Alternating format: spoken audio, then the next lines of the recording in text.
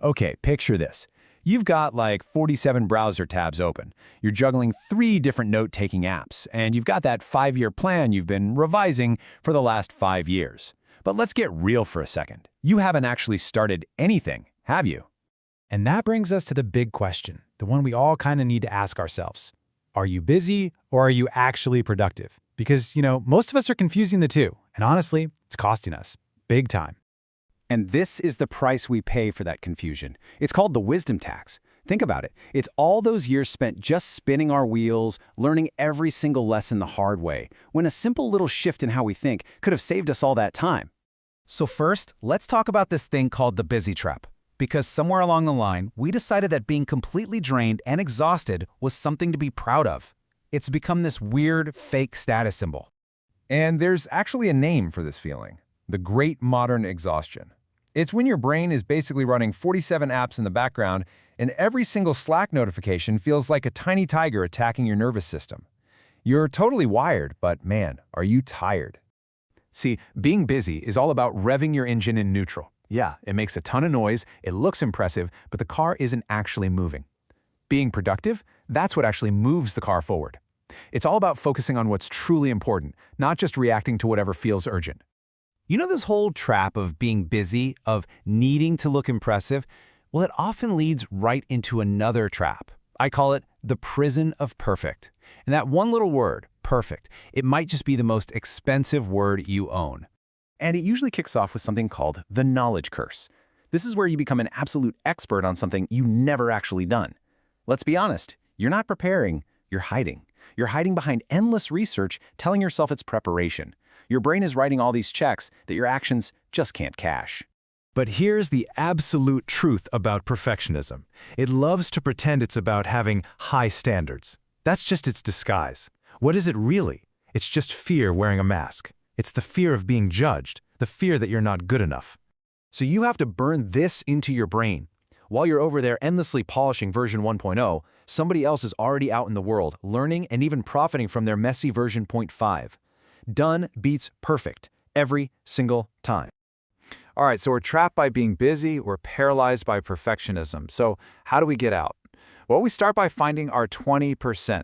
We have to identify all the expensive noise in our lives and just cut it out. It all comes down to the 80-20 rule. And here's what it says. Life isn't fair, it's exponential. A tiny little sliver of what you do, we're talking just 20% of your actions, is responsible for almost all of your results. Just let that sink in for a second.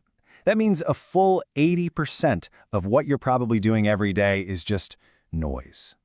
It feels important, sure, it definitely keeps you busy, but it doesn't move the car forward. The goal isn't to avoid work, it's to avoid unnecessary work. So once you've figured out what that critical 20% is, the next big hurdle is actually freeing up the brain power to focus on it. And that brings us to our next strategy, automating your decisions. See, you've only got so much mental energy each day, so let's stop wasting it on stuff that just doesn't matter. You ever get to like 3 p.m. and you can't even decide what to have for dinner? That is decision bankruptcy. Every single choice you make, no matter how small, it drains what you might call your decision juice. And once that tank is empty, your ability to make good choices, it's pretty much gone for the day.